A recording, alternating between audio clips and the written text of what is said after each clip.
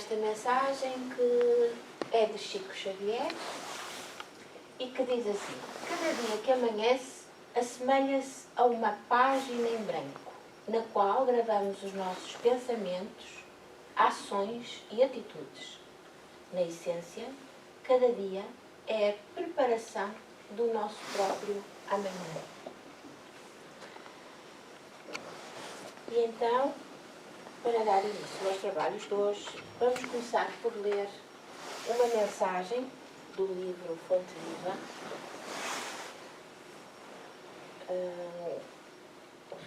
psicografado por Francisco Cândido Xavier e comentado pelo Espírito Emmanuel. E chama-se Na Esfera Íntima. São palavras de Pedro. Cada um administre aos outros o dom como o recebeu, como bons dispensadores da multiforme graça de Deus. E Emmanuel comenta estas palavras, dizendo: a vida é máquina divina da qual todos os seres são peças importantes, e a cooperação é o fator essencial na produção da harmonia e do bem para todos. Nada existe sem significação. Ninguém é inútil. Cada criatura recebeu determinado talento da providência divina para servir no mundo e para receber do mundo o salário da elevação. Velho ou moço, com saúde do corpo ou sem ela, recorda que é necessário movimentar o dom que recebeste do Senhor para avançares na direção da grande luz. Ninguém é tão pobre que nada possa dar de si mesmo. O próprio paralítico, atado ao catre da enfermaria, pode fornecer aos outros a paciência e a calma em forma de paz e de resignação. Não ouvide, pois, o trabalho que o céu te conferiu e foge à preocupação de interferir na tarefa do próximo a pretexto de ajudar. Quem cumpre o dever que lhe é próprio age naturalmente a benefício do equilíbrio geral. Muitas vezes, acreditando fazer mais corretamente que os outros o serviço que lhes compete, não somos senão agentes de desarmonia e de perturbação. Onde estivermos, atendamos com diligência e nobreza à missão que a vida nos oferece. Lembra-te de que as horas são as mesmas para todos e de que o tempo é o nosso silencioso e inflexível julgador. Ontem, hoje e amanhã são 3 fases de um caminho único. Todo dia é ocasião de semear e de colher. Observemos assim a tarefa que nos cabe e recordemos as palavras do Evangelho. Cada um administre aos outros o dom como o recebeu, como bons dispensadores da multiforme graça de Deus, para que a graça de Deus nos enriqueça de novas graças. Convidava-vos a fechar os olhos, respirar fundo, tentarmos focar-nos neste momento, esquecendo todos aqueles pensamentos que nos vêm à mente, que se relacionam com os nossos problemas do cotidiano, com as nossas preocupações, para que possamos fazer paz dentro de nós e elevar o nosso pensamento até aos altos planos da vida.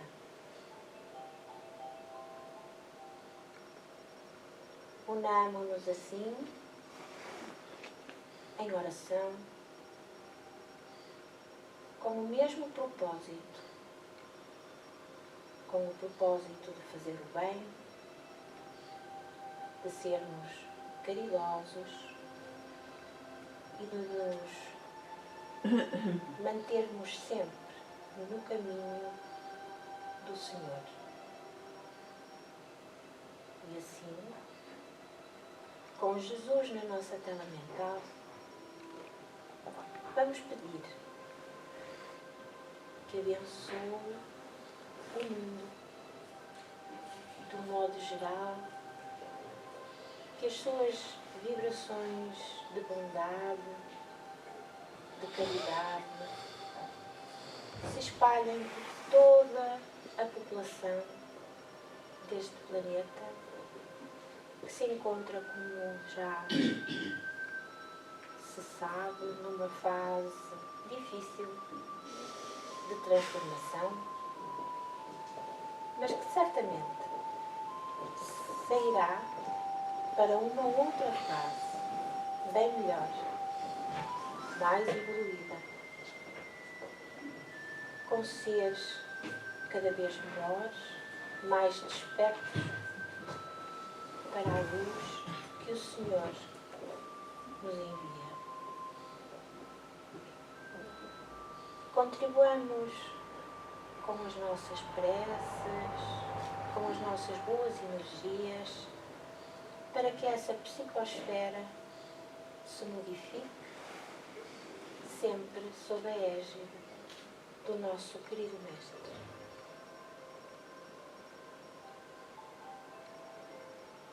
Façamos com que as suas mensagens de amor, de caridade, de amor a Deus, de amor ao próximo, se integrem dentro de nós. Pedimos-te, Senhor, uma vez mais, que nos auxilies nesta tarefa que nos propomos, tão simples, mas que sabemos que, se feita com vontade, com honestidade, com sinceridade, podemos, cada um de nós, contribuir para a melhoria da psicosfera que agora envolve o nosso querido planeta.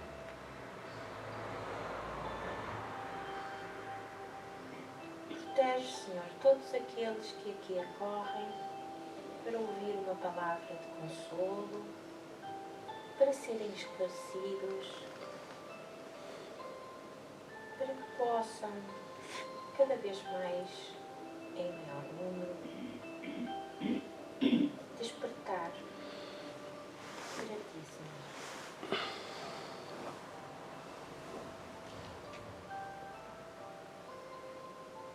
Agradecemos-te todas as bênçãos que recebemos.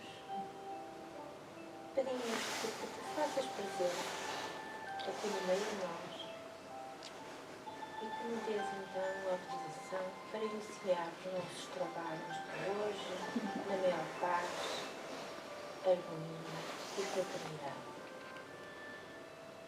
Graças vos damos por tudo, Senhor. Muito obrigada. Início do estudo de um novo livro, porque, para quem chegou agora à casa, nós fazemos um estudo de cada um dos livros da codificação por mês. E este mês vamos falar... Ou no último? No de baixo. O livro dos médios. Era só para criar algum suspense. E então, estamos no capítulo 25, que trata das evocações.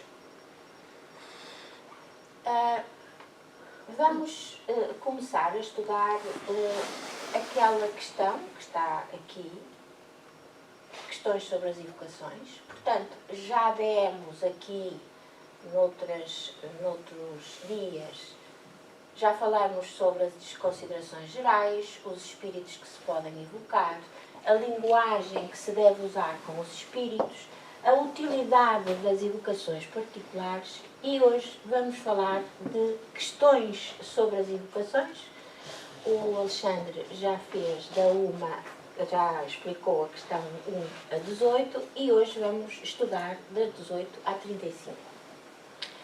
E para não cairmos assim, de repente, num tema, a meio do tema, vamos fazer só aqui um pequeno resumo daquilo que ficou dito para trás e que é importante para que possamos contextualizar o estudo de hoje. Então, começamos em primeiro lugar por saber que tipo de espíritos é que se podem evocar. O que é que nos diz Kardec sobre isso? Diz-nos que todos os espíritos, qualquer que seja o seu grau de evolução na escala espiritual, podem ser evocados. Assim temos os bons espíritos e os espíritos maus. Tanto os que deixaram a vida há pouco tempo, como aqueles que vieram em épocas mais remotas. Aqueles que foram homens ilustres na Terra e os mais obscuros. Portanto, aqueles que passaram sem deixar nenhuma... obscuros nesse sentido, sem deixar obra reconhecida feita, exceto, obviamente, para os familiares. Também podemos evocar os nossos parentes, os nossos amigos e até aqueles que nos são indiferentes.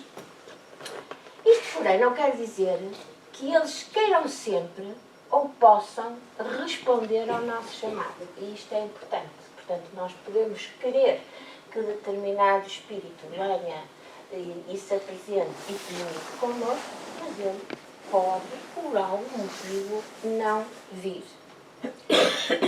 E, portanto, diz Kardec, independentemente da própria vontade ou da permissão que lhes pode ser recusada por uma potência superior, é possível que se achem impedidos de o fazer por motivos que nem sempre nos é dado conhecer.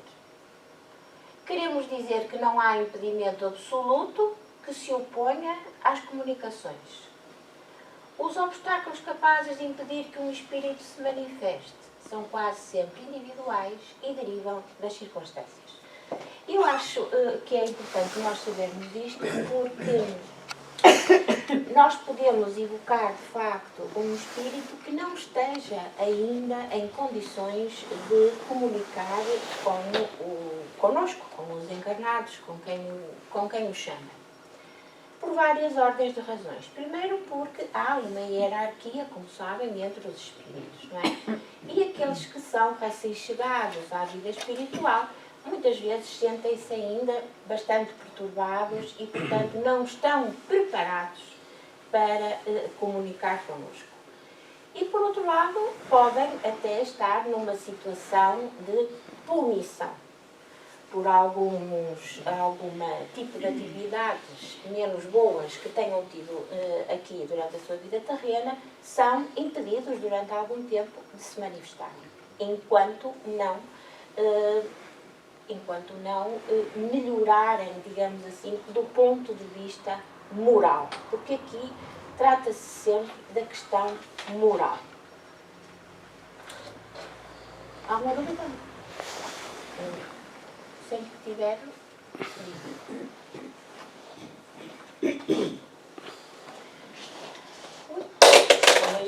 Começa bem com a questão. Portanto, aquilo que foi falado na última vez que foi apresentado este tema dizia respeito às questões 1 a 18, como eu vos disse, e aqui o mais importante, digamos assim, que foi dito, fez-se aqui um resumo. E então, os espíritos podem comunicar-se espontaneamente ou responder à nossa chamada. Isso é que é a evocação. Portanto, nós evocamos os espíritos, chamamos os espíritos.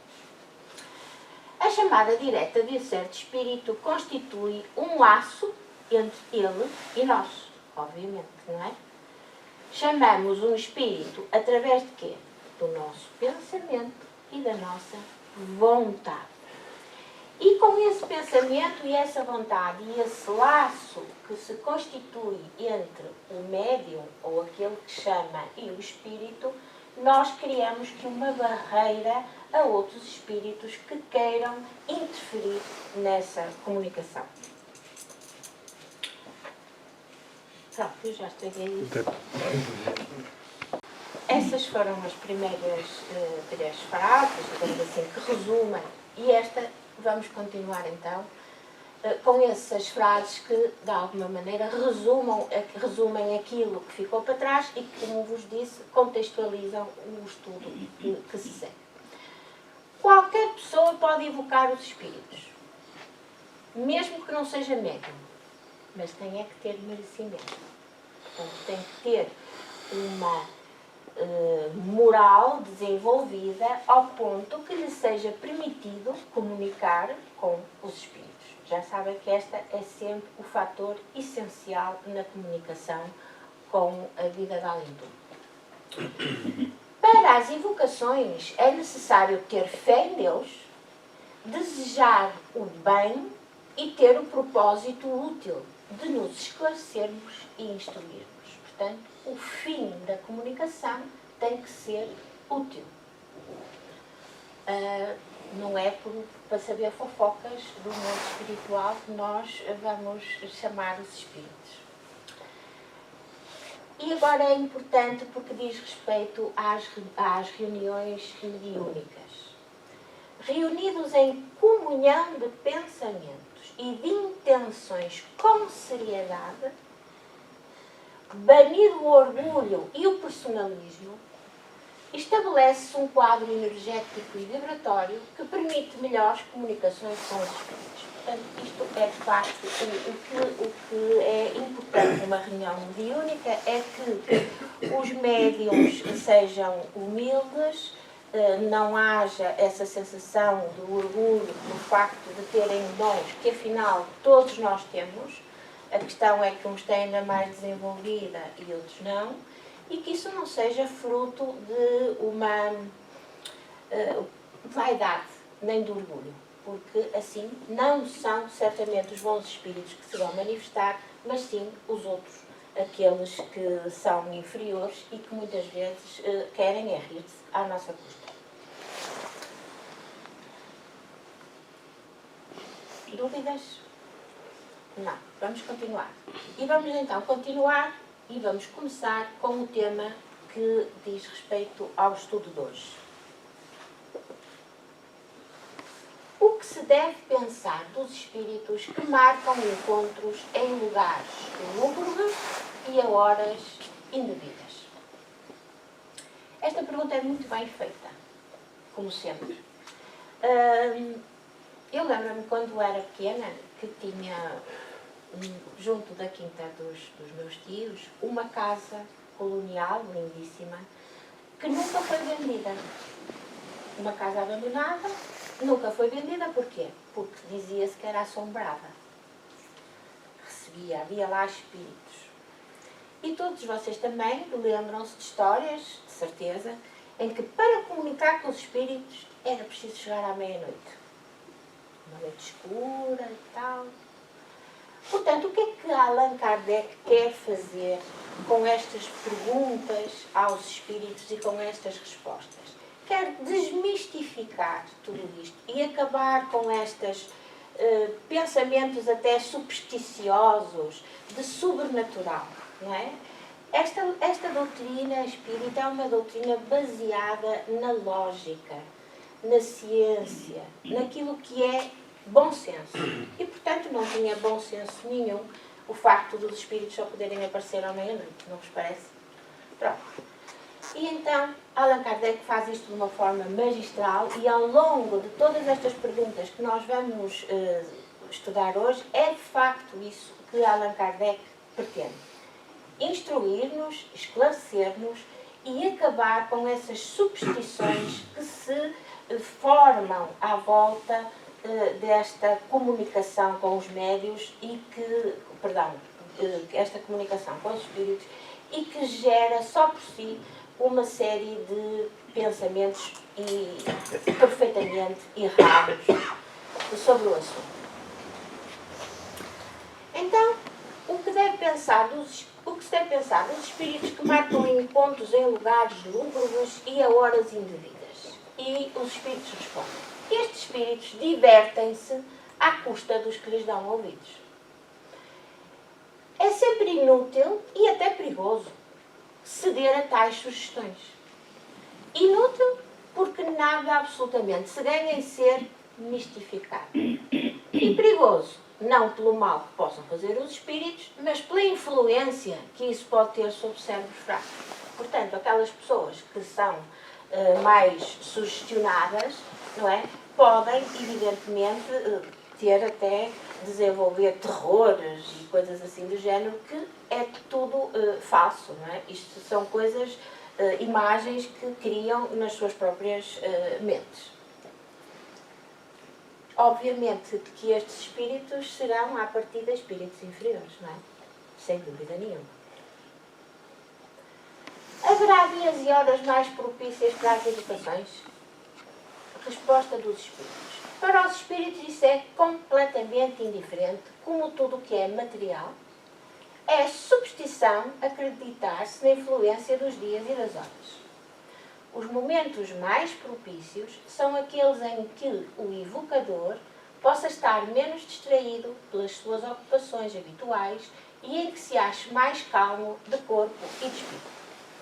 Fazemos aqui uma paragem porque, de facto, isto talvez parece-vos que seja um bocadinho em contradição com aquilo que foi dito no início, em que as reuniões, não é? As tais reuniões mediúnicas, teriam mais condições para terem melhores comunicações e para serem recebidos mais espíritos e espíritos de maior elevação. Isto porquê? Porque quando nós nos comprometemos a ter uma ligação, a ter comunicações com os espíritos, e quando verdadeiramente, com sinceridade, com fé em Deus, não é? Fazemos essas reuniões, do lado espiritual, tudo se prepara com antecedência para criar um ambiente de forma a que essas comunicações se deem nas melhores condições. Ou seja, fica quem vai a essas reuniões fica assim protegido. É um ambiente absolutamente protegido e por isso se diz que os médiuns, sobretudo quando no início da sua atividade, não devem fazer esse tipo de evocação fora deste ambiente protegido, porque podem então ser como é que eu ia dizer? Alvo de, exatamente, ser alvo de espíritos inferiores, espíritos que estão de facto prontos para, pela fragilidade dos médios que se encontram ali totalmente desprotegidos, não totalmente, porque temos sempre benfeitores que nos, mas pronto, menos protegidos, se possam até aproveitar dessas situações para variadas coisas, como seja, por exemplo, até obsessão. Pronto. Portanto, é preciso muito cuidado com isso. De facto, aqueles médios que estão no início de carreira, por assim dizer, devem fazer todas as comunicações num ambiente protegido. Continuando, para os espíritos, a invocação é uma coisa agradável ou penosa? Eles vêm de boa vontade quando chamados? Vamos ver então as respostas de Kardec. Isso depende do caráter deles e do motivo com que são chamados. Quando é louvável o objetivo e quando o meio lhes é simpático, a evocação constitui para eles uma coisa agradável e mesmo atraente. Os espíritos sentem-se sempre ditosos com a afeição que lhes demonstra.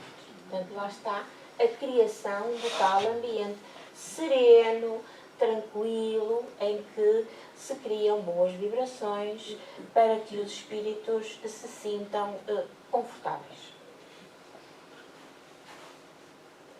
Para alguns representa grande felicidade comunicarem-se com os homens e até sofrem com o abandono em que são deixados. Mas, como já disse, isto igualmente depende dos caracteres deles. Portanto, tudo isto há um enorme número possível de reações que os espíritos podem ter. Continuemos.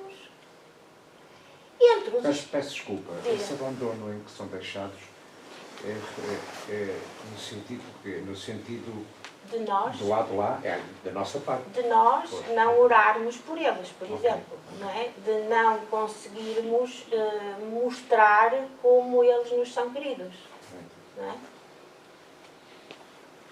Respondi à sua pergunta. Muitas vezes um espírito não tem motivo nenhum. Espera aí, eu passei à frente, não. Não. Estamos no 4. Muitas vezes, a pergunta é a mesma, não é? Muitas vezes um espírito não tem nenhum motivo para atender ao chamado de um desconhecido. Não o conhece. E então é indiferente e quase sempre tem a inspirá-lo a curiosidade. Pronto, isto é que é preciso cuidar, porque de facto lá está. O espírito, se vem, geralmente as suas aparições são curtas, a menos que a evocação vise um fim sério e instrutivo. Portanto, se nós chamamos um determinado espírito, podemos até chamar um que conhecemos, um familiar, para lhe perguntar coisas, como veremos a seguir, Allan Kardec vai fazer essa questão. Perguntar coisas triviais do dia-a-dia, não é? Será que eu vou fazer um bom negócio? Será que eu consigo alcançar aquele emprego? Quer dizer, eles não vão responder a isso, não é? Porque isso não é um fim útil. E os bons espíritos só fazem mensagens desde que elas sejam úteis. E, sobretudo, úteis para a nossa elevação moral e até para a elevação moral e melhoria, digamos assim, da sociedade em que estamos inseridos. E agora as notas de Kardec, que dizem exatamente isso. Há pessoas que só evocam os seus parentes para lhes perguntar as coisas mais vulgares da vida material. Como, por exemplo, para saber se alugará ou venderá a sua casa, saber que lucro tirará da sua mercadoria, se tal negócio será ou não vantajoso, o lugar em que está dinheiro escondido. Portanto, isto são coisas triviais, coisas do dia-a-dia que não têm utilidade rigorosamente nenhuma e, portanto, era quase que fazer dos espíritos uns adivinhos, não é? E eles não estão para isso, para perder tempo. Têm coisas muito mais importantes para fazer do que perder tempo com estas pessoas que só querem, de facto, não há aqui nenhuma pergunta elevada, não há aqui nenhuma pergunta destas que faça com que quem a faz se possa elevar ou adquirir maior conhecimento e, portanto, não responde. Ou não aparece. Os nossos parentes, além do túmulo, só se interessam por nós em virtude da afeição que lhes consagremos. Se os nossos pensamentos em relação a eles se limitem a supô-los feiticeiros, os tais adivinhos, e se só pensamos neles para pedir informações, é claro que não podem ter grande simpatia por nós e ninguém deve surpreender-se com a pouca benevolência que eles nos demonstram. Não é? Acho que isto é óbvio. Portanto, eles não são atores de um circo. Mudando de pergunta. Há alguma diferença entre os bons e os maus espíritos? No que toca à solicitude com que atendem ao nosso chamado? Portanto, há diferenças entre os bons espíritos e os maus espíritos, ou espíritos inferiores, como lhes parece? Tem que haver, não é? Allan Kardec reuniu, como sabem, respostas de vários espíritos e então escreveu: há uma bem grande. Portanto, há uma diferença bem grande entre os bons e os maus espíritos. Os maus não vêm de boa vontade, senão quando contam dominar e enganar. Cá está, de facto, o perigo do que falávamos há um bocado. Não é? Portanto, essas comunicações devem ser feitas sempre, não quero mais dizer, num ambiente de segurança. Quando forçados a vir para confessarem as suas faltas, experimentam uma viva contrariedade. E outra coisa não procuram senão vir-se embora.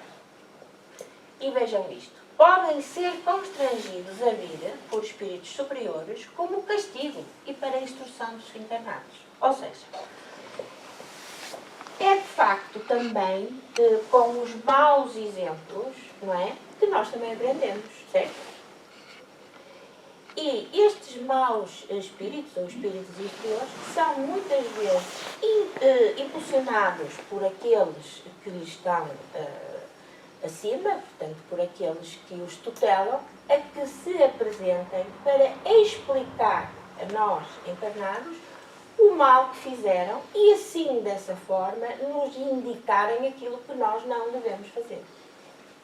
Isso também é uma forma de ensino, não é? Para nós entendermos o que resultou das nossas, ou das deles, das más ações deles, e para que nós não sigamos o mesmo caminho. E eles não gostam disso. Ninguém gosta de vir para cá expor-se, não é? E, portanto, querem ir embora o mais depressa possível.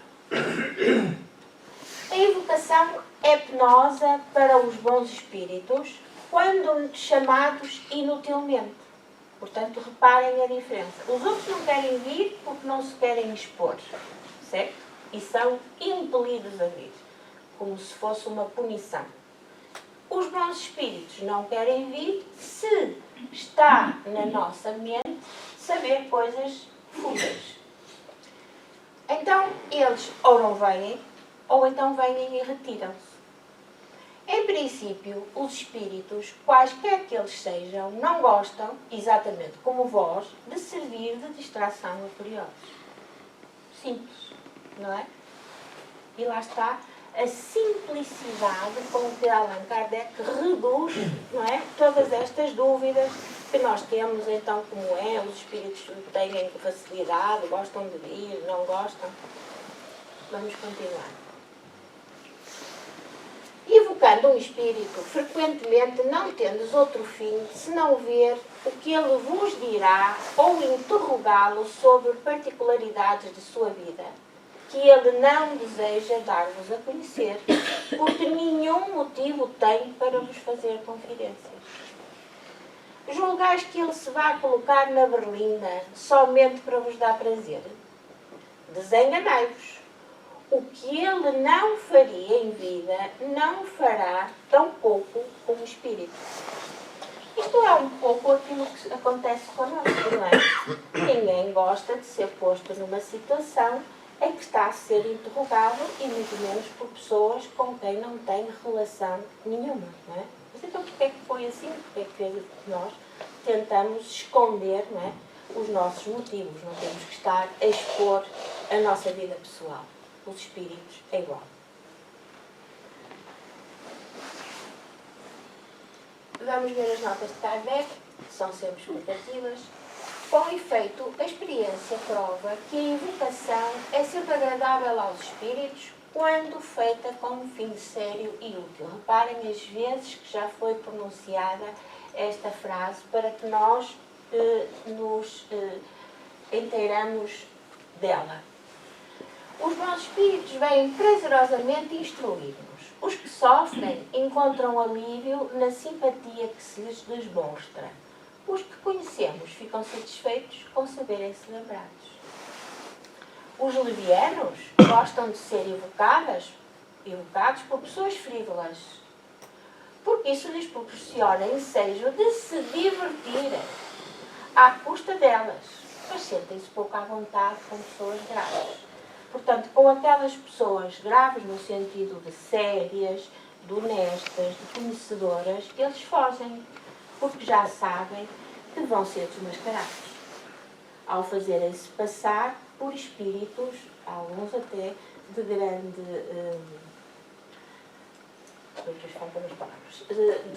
pronto, espíritos notáveis, que já todos ouvimos falar, não é?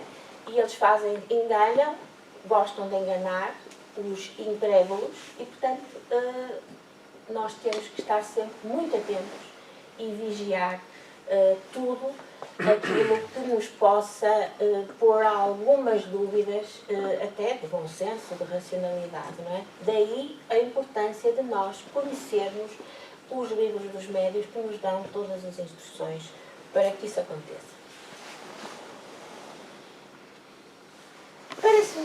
para se manifestarem, os espíritos têm sempre necessidade de ser evocados? Resposta: não. Frequentemente, eles apresentem-se sem ser chamados, o que prova que vêm de boa vontade. Portanto, são eles que tomam essa iniciativa de vir e muitas vezes de transmitir, obviamente, instruções que podem ser úteis. Quando um espírito se apresenta por si mesmo, pode-se estar certo da sua identidade? De maneira alguma, porquanto os espíritos enganadores empregam a miúde esse meio para melhor mistificarem. Portanto, mais uma vez aqui se chama a atenção para a vigilância constante que temos que ter, não é? Até porque também já estudamos que muitas vezes os espíritos se apresentam com grande pompa, trazem assim umas vestimentas, não é? Assim umas vestimentas, ou por exemplo de serem grandes senhores da igreja, ou serem pessoas ligadas à monarquia, à realeza, mas depois o discurso deles não é compatível com a forma como se apresentam. E isso levanta logo para nós dúvidas. Não é? E se fizermos algumas perguntas, rapidamente eles se desmascaram. Quando se invoca pelo pensamento o espírito de uma pessoa, esse espírito vem, ainda mesmo que não haja manifestação pela escrita ou de outro modo? E dizem os espíritos: para o espírito, a escrita é um meio material de atestar a sua presença, mas é o pensamento que o atrai e não o facto da escrita.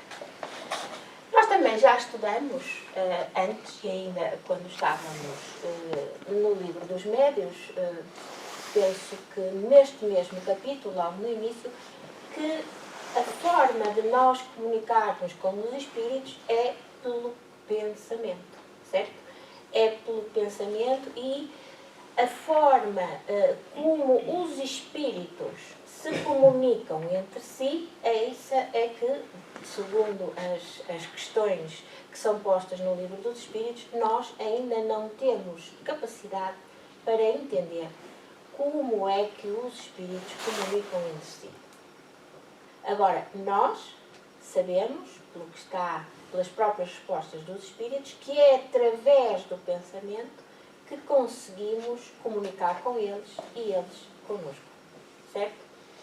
Fala até que no fluido que se consegue estabelecer uma corrente fluídica entre o pensamento, do ser encarnado para o ser desencarnado e vice-versa, e compara, não sei se lembram, Allan Kardec, para nós melhores entendermos isso, compara com o som, não é? Como é que o som se propaga no ar? É através de ondas. E o mesmo se passa com a energia, com as tais correntes energéticas que fazem com que o pensamento dos espíritos se chegue até nós e vice-versa. Portanto, há aqui uma coisa importante que é a linguagem do pensamento. A linguagem do pensamento. Sabemos pouco ainda sobre isso. À medida que vamos evoluindo, obviamente que os espíritos nos darão respostas. Quando se manifesta um espírito inferior, poder-se-á obrigá-lo a retirar-se? Então, uma pergunta. Sim, não lhe dando atenção. Mas como quereis que ele se retire quando vos divertis com as suas torpezas? Os espíritos inferiores ligam-se aos que os escutam com complacência, como os tolos entre vós. Não é? Portanto, quando os tolos falam, os outros ouvem-no para se rirem, não é? Para se divertirem à custa dele. Mas há aqui, de facto, uma coisa muito importante que nós não nos podemos esquecer. E da qual ainda não falamos hoje, mas é um dos pontos principais daquilo que pretendemos que seja a mensagem que passa hoje. Como é que nós conseguimos, digamos, controlar os espíritos que nos são inferiores? Através da nossa superioridade moral. Portanto, é através do nosso esforço, da nossa constante vigilância, da nossa constante vontade de nos aprimorarmos moralmente que conseguimos ter alguma ascendência sobre espíritos que, apesar de estarem do outro lado da vida, nos são inferiores. E são inferiores porque não têm o mesmo grau de desenvolvimento moral. Portanto, uma coisa é a inteligência, outra coisa é a moral. E nem sempre o desenvolvimento da inteligência ocorre paralelamente ao desenvolvimento moral. E vamos ver isso um pouco mais à frente numa pergunta que Allan Kardec também vai fazer relativamente aos ilustres personagens que viveram na Terra. Esses personagens ilustres podem ter sido, de facto, personagens de grande natureza na Terra, porque eram seres inteligentes, porque se destacaram em várias ou na cultura, na literatura, na ciência, na arte, destacaram-se, mas porque eram, de facto, aquilo que nós dizemos, génios, não é? Mas, do ponto de vista moral, podem ser muito pouco desenvolvidos. E, portanto, pessoas que passam por nós e que até nos passam de uma forma quase sem percebermos que elas existem, são moralmente muito mais desenvolvidos. E, portanto, depois, quando passam à vida espiritual, nota-se, de facto, que serão espíritos superiores àquele que nós, aqui na Terra, interpretávamos como um ser humano ilustre. Vamos continuar. Ai, meu Deus. A evocação feita em nome de Deus é uma garantia contra a imiscuência dos maus espíritos. Portanto, é assim que nós nos defendemos que os maus espíritos apareçam nas nossas comunicações? E a resposta: o nome de Deus não constitui freio para todos os espíritos, mas contém muitos deles. Por esse meio, sempre afastais alguns e muitos mais afastareis se a evocação for feita do fundo do coração e não como fórmula basal. Portanto, está aqui a dar um exemplo da forma como nós podemos afastar os maus espíritos. Portanto, através da sinceridade e da vontade, da bondade e da fé que nós temos em Deus. Mas gostava de explorar um bocadinho mais este tema e então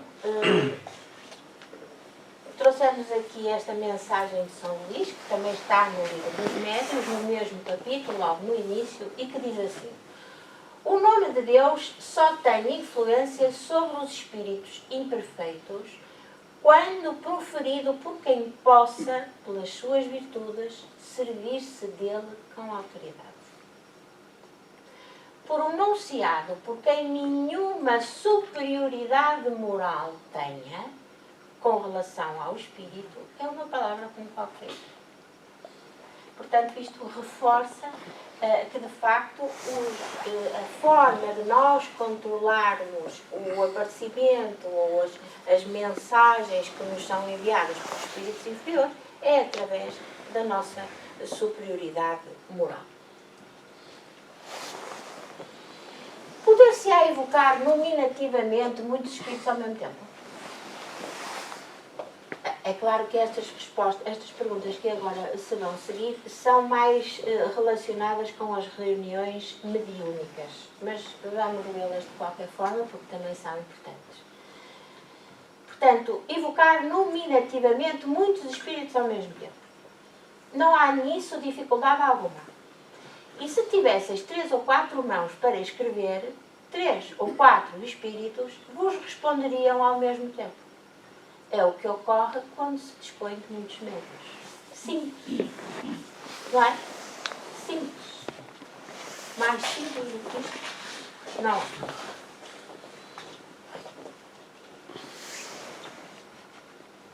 Quando muitos espíritos são evocados simultaneamente, não havendo mais do que um médium, qual é o que responde? Dizem os espíritos. Um deles responde por todos e exprime o pensamento coletivo. Portanto, são as tais conjuntos de espíritos que se deslocam, sendo um o porta-voz. Poderia o mesmo espírito comunicar-se simultaneamente durante uma sessão por 2 médiums diferentes? Resposta. Tão facilmente quanto entre vós os que ditam várias cartas ao mesmo tempo. Dúvidas? Não. Mas Allan Kardec mesmo assim explica. Vimos um espírito responder servindo-se de 2 médiuns ao mesmo tempo, 2 médiuns, um espírito.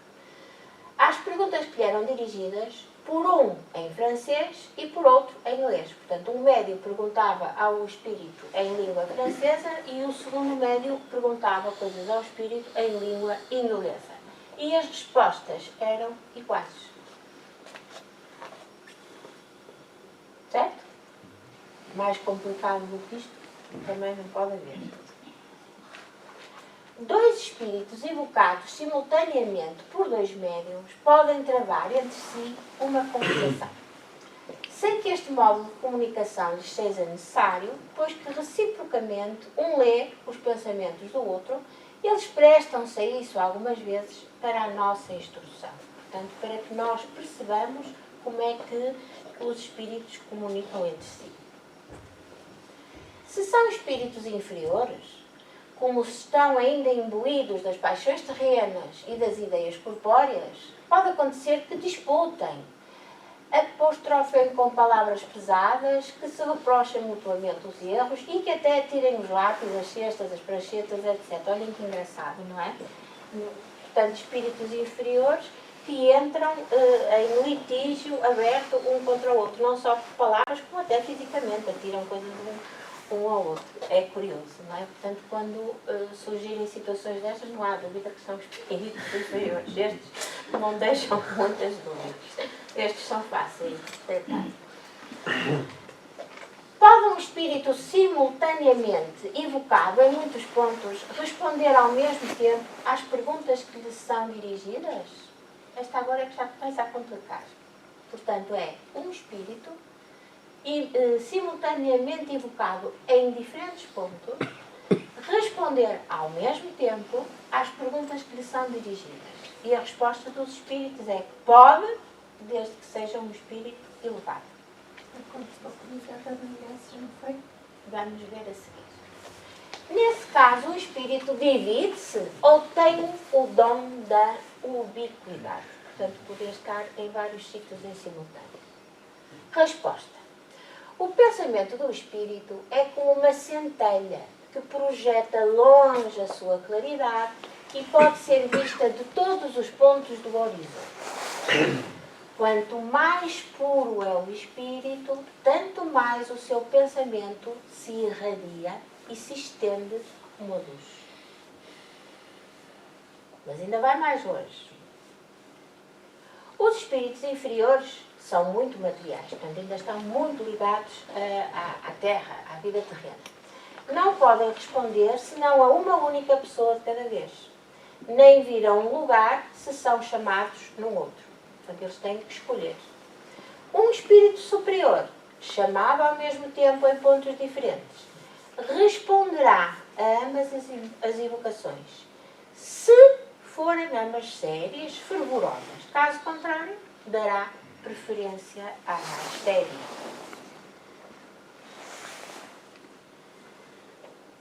Mas isto da ubiquidade dos espíritos é de facto um pouco complexo, não é? Acontece, sabemos, a Sara estava aqui a falar de um exemplo, não é? Do espírito Bezerra de Menezes, que é um espírito de grande elevação. E, portanto, temos este tema abordado no livro dos Espíritos, que talvez nos esclareça mais. E, portanto, vamos buscar esta questão, no 92, ao livro dos Espíritos, como já dissemos, e a pergunta é esta: têm os Espíritos o dom da ubiquidade?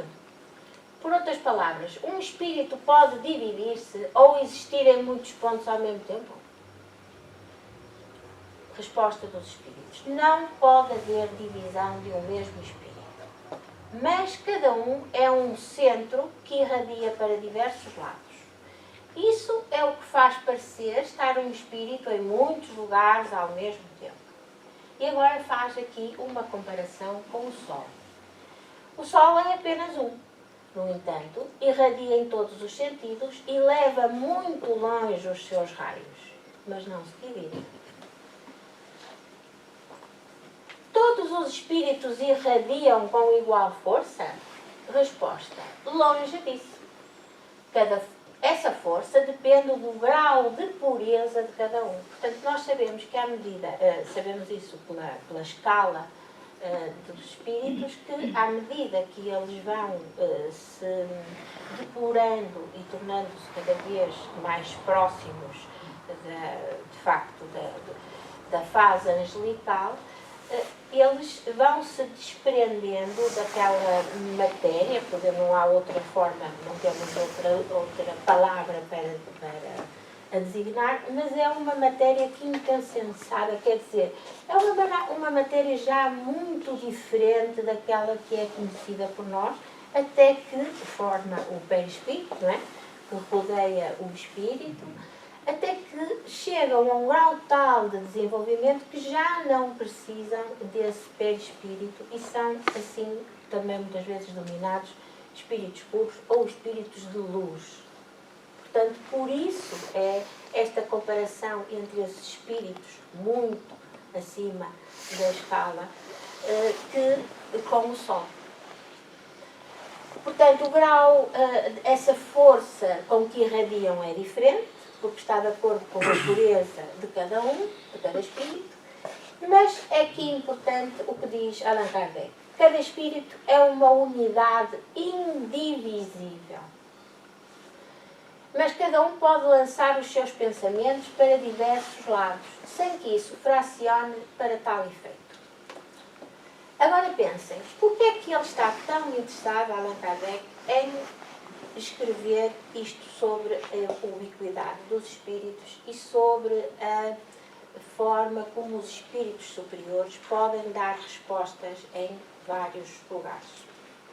Exatamente para nós percebermos que quando, durante a codificação, Allan Kardec recebeu várias mensagens de diferentes pontos do mundo, essas mensagens eram iguais e até poderiam ter sido ditadas no mesmo espírito.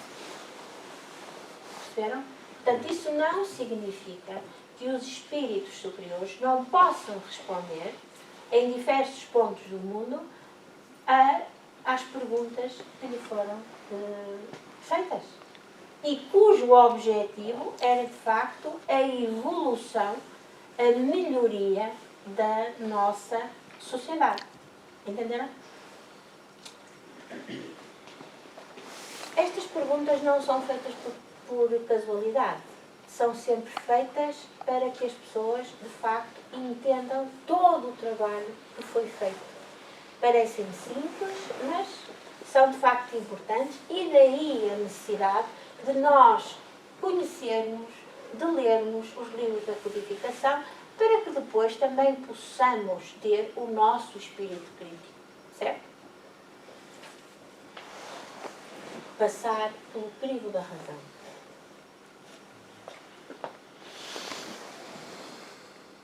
A pergunta é a mesma, continua a resposta dos espíritos. Nesse sentido, unicamente, é que se deve entender o dom da ubiquidade atribuído aos espíritos. Dá-se com eles o que se dá com uma centelha que projeta longe a sua claridade e pode ser percebida de todos os pontos do horizonte, ou, ainda, o que se dá com um homem que, sem mudar de lugar e sem se fracionar, transmite ordens, sinais e movimentos a diferentes pontos.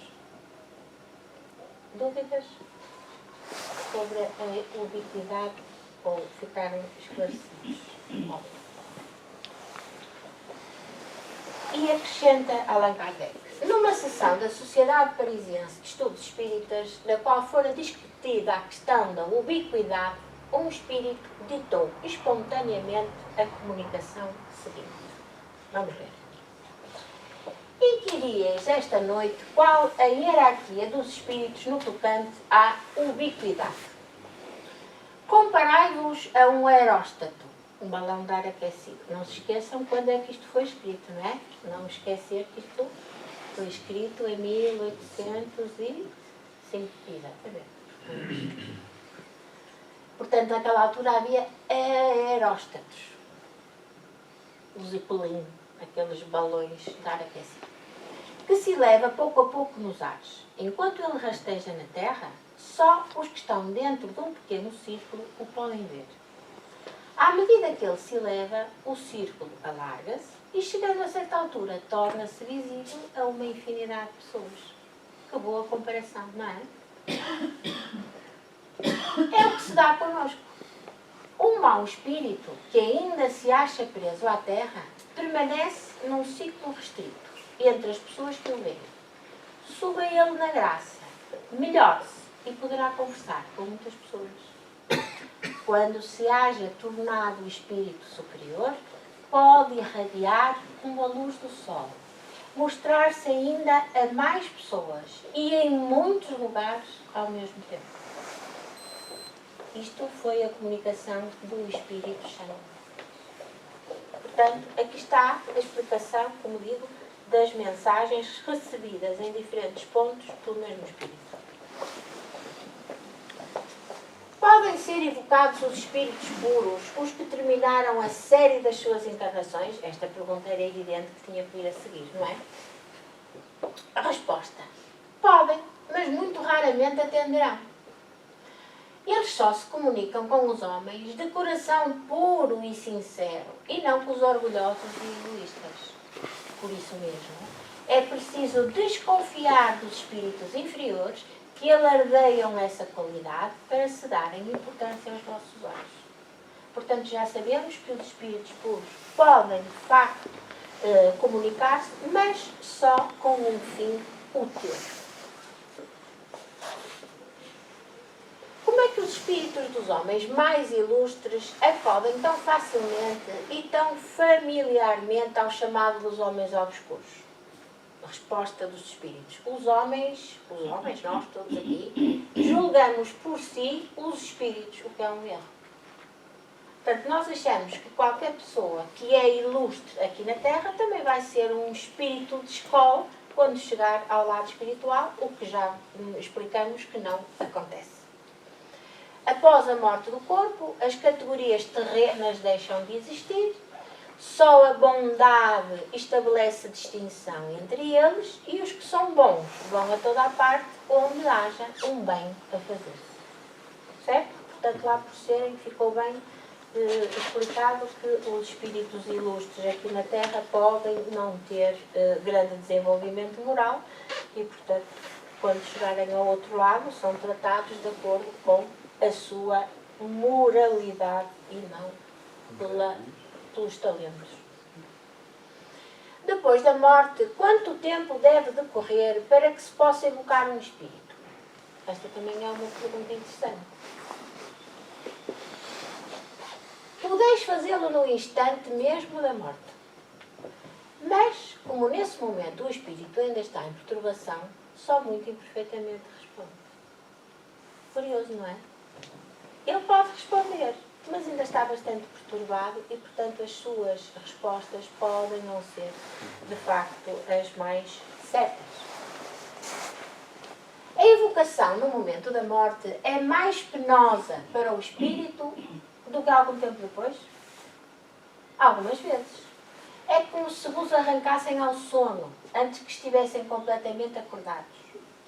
Todavia, há alguns espíritos que não ficam contrariados com isso e aos quais a evocação até ajuda a sair da perturbação. Portanto, tudo é, aqui o que importa de facto é o nosso objetivo na comunicação, não é? E se o objetivo for de facto ajudar, auxiliar aquele espírito a passar um momento tão importante como é o momento da passagem, que também já falamos aqui, podemos fazer. Como pode um espírito de uma criança que morreu em tenra idade responder com conhecimento de causa se, enquanto viva, ainda não tinha consciência de si mesmo? Esta pergunta também é lógica, faz todo sentido. A alma da criança é um espírito ainda envolto nas faixas da matéria. Porém, desprendido desta, goza das faculdades de um espírito, porquanto os espíritos não têm idade, o que prova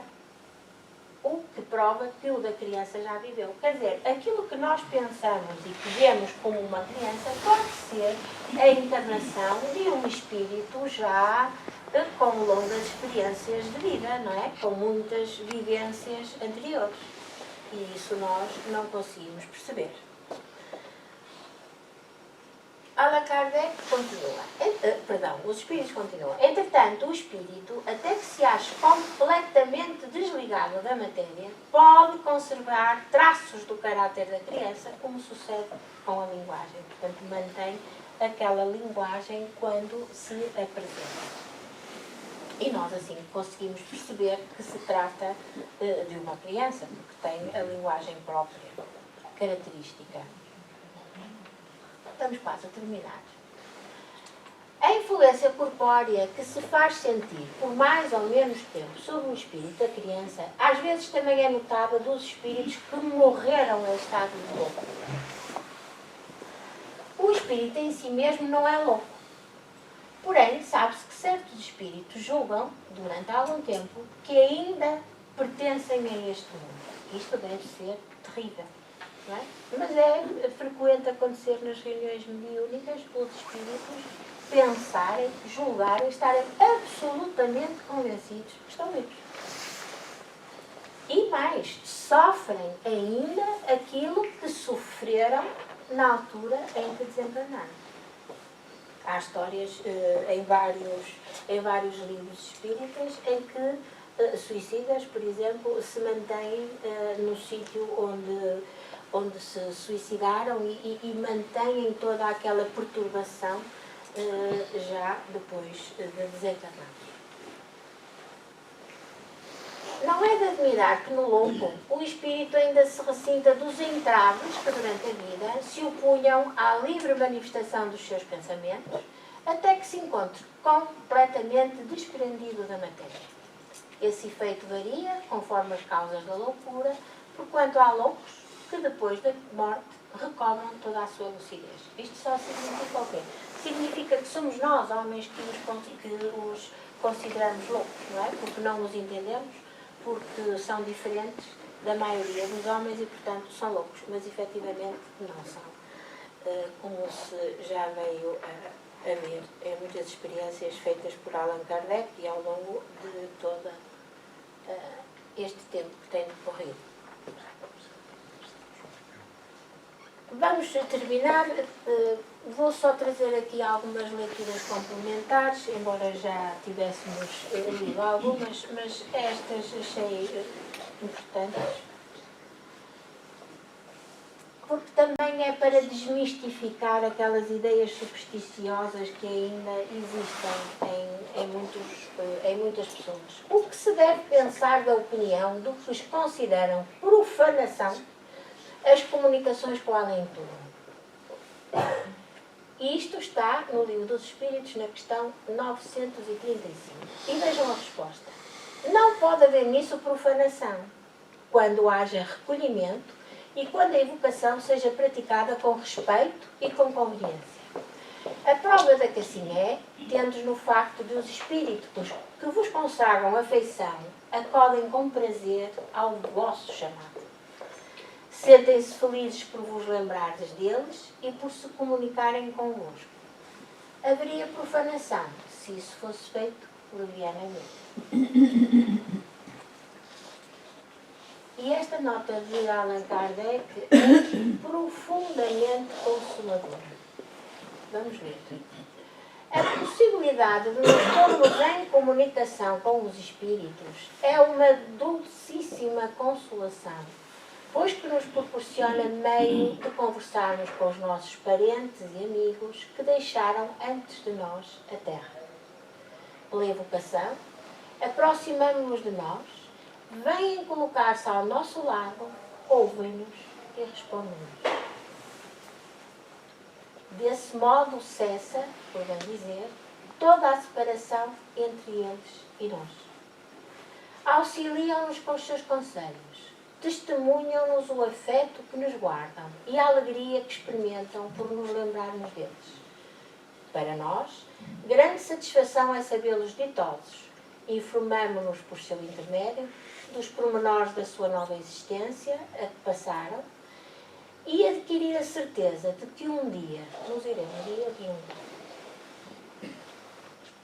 Por isso dizemos que esta doutrina é uma doutrina profundamente consoladora. Estas são as palavras que, na minha parte, são o ex-libris da consolação. Pronto, e assim terminamos a nossa apresentação de hoje. Se quiserem fazer algumas perguntas, façam favor, se eu souber responder. Não? Então, vamos encerrar. Muito obrigada.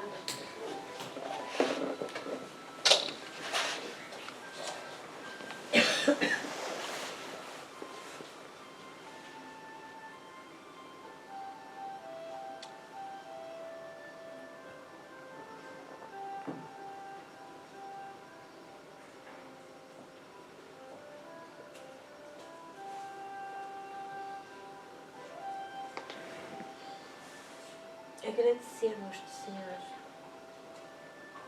querido Pai, Criador do Universo, a oportunidade que nos deste de conhecer esta doutrina que nos consola, que nos ensina, que nos torna mais próximos da vida real, que é a vida espiritual. Sabemos que somos espíritos imortais, que estamos condenados à perfectibilidade, à felicidade, e que por esse caminho teremos a oportunidade de nos juntar àqueles que nos são queridos, que nos podem auxiliar na nossa caminhada para junto do bem, da felicidade eterna, do amor universal do nosso Criador. Jesus, nosso amigo, nosso Mestre, leva-nos com toda a bondade pela nossa estrada, pela nossa caminhada, até perto do Pai. Os nossos benfeitores, a quem muito agradecemos, vão nos apoiando o caminho. Mas a responsabilidade é nossa. O atravessar das dificuldades é da nossa inteira responsabilidade. E disso temos consciência, Senhor. Então pedimos-te humildemente, querido Mestre, que nos auxilies, que e pequeninos, que nos intuas para que possamos seguir os teus ensinamentos. Aproveitamos também para pedir, querido Mestre, que abençoes esta casa, que nos recolhe, que nos dá aquilo que precisamos. Uma palavra amiga, um consolo, um esclarecimento. Abençoa também todos aqueles que sofrem nos dois planos da vida, Senhor. Crianças, jovens, adultos, idosos, doentes, presos, guerreiros, vítimas da guerra, todos, Senhor, porque todos somos filhos de Deus, Senhor. Abençoa-nos, abençoa este planeta que nos deste e fica connosco, hoje e todos os dias da nossa vida. Que assim seja.